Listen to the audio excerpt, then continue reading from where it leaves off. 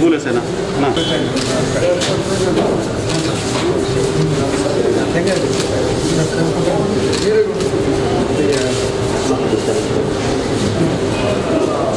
అన్ని పనులు చేస్తున్నారు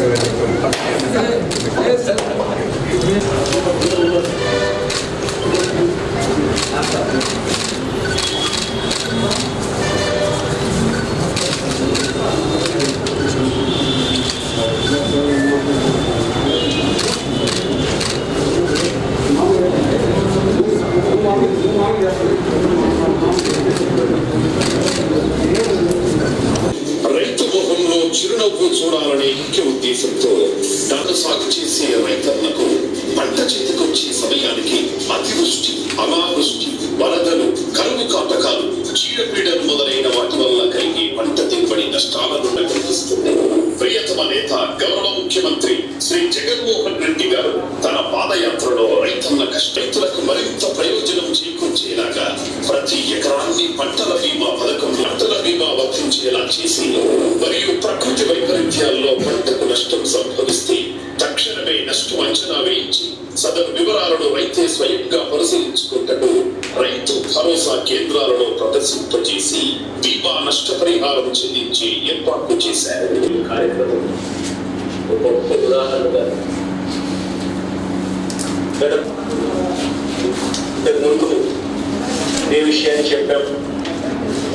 బీమా క్లెయిమ్స్ అన్ని కూడా డిసెంబర్ 15వ తారీఖున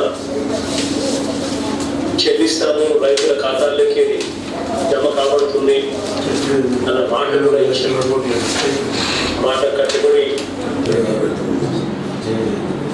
బీమా ప్రీమియం అంట బీమా చేయించుకోవటం వల్ల ప్రయోజనం లేదనే పరిస్థితి కూడా ఉంది. బీమా చేసుకునే రైతుల సంఖ్య కూడా తక్కువగా ఉంది. బీమాకు రైతులు ఆసక్తి చూపే పరిస్థితి కూడా ఉండేది. అటువంటి పరిస్థితిని స్వయంగా నా పాదయాత్రలో నా కళ్ళారని చూశాను కాబట్టి